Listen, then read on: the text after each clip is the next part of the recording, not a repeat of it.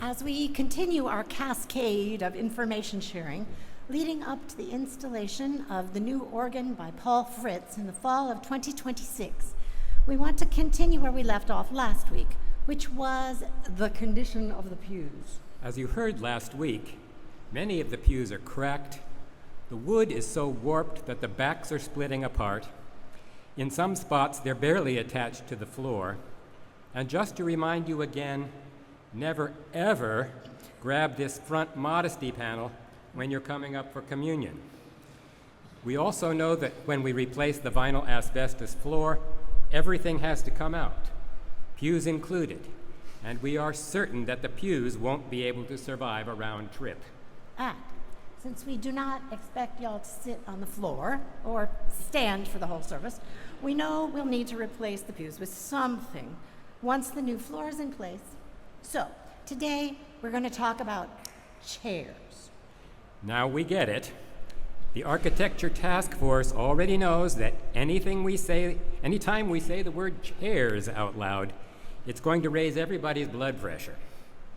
Because we know that a shift from pews to chairs will feel like a major change to our identity here at Holy Trinity. But wait, first and foremost, we are not talking about those folding chairs that were in your grandmother's basement. They're not plastic, they're not metal. We're talking about solid wood. Beautiful, comfortable, durable, thoughtfully designed, some with arms, some without. And we will be able to hook them to each other in rows, which means that they will be neat and organized and look just like pews.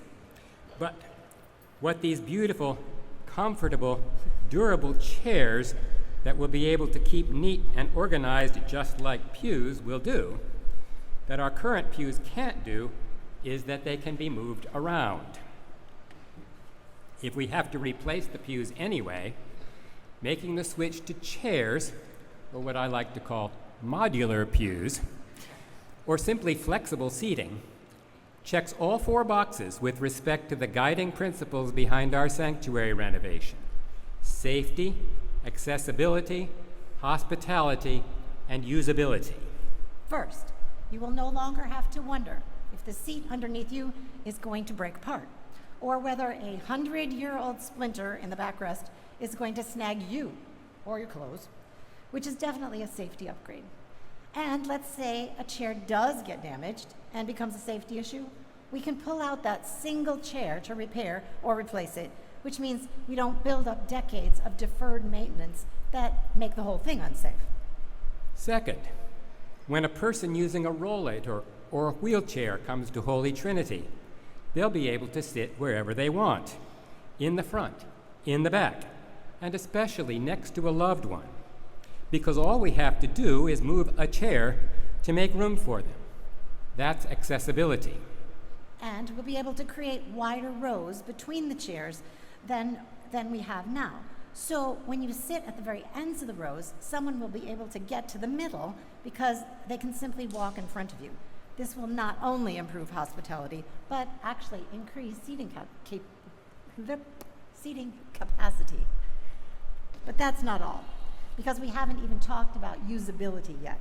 Just imagine some possibilities. Mass on Sunday mornings will still feel traditional, with chairs organized into neat rows. For Bach Vespers, we can arrange the chairs in a way that creates all the space we need for choirs and musicians and the crowds that attend. For an organ recital, we can turn the chairs around and actually face the organ. Imagine that. For concerts, we can accommodate a full orchestra and choir by simply moving the front row a little further back than it might normally be. For dance performances or modern theater, we can create a stage in the round.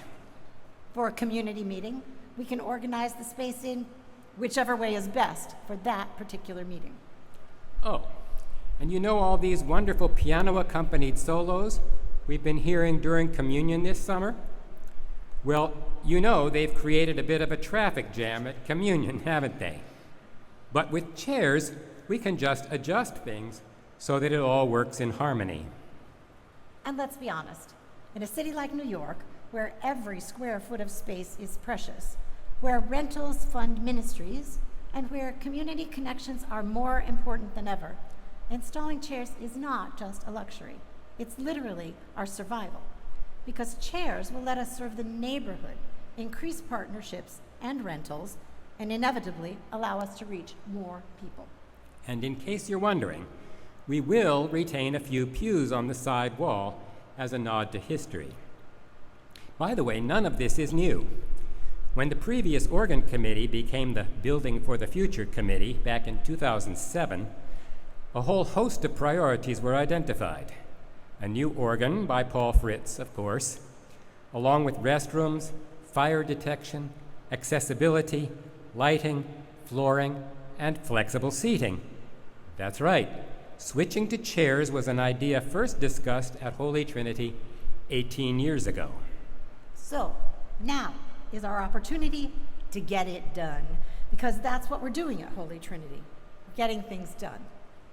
Finally, it's not about chasing a trend or abandoning a tradition.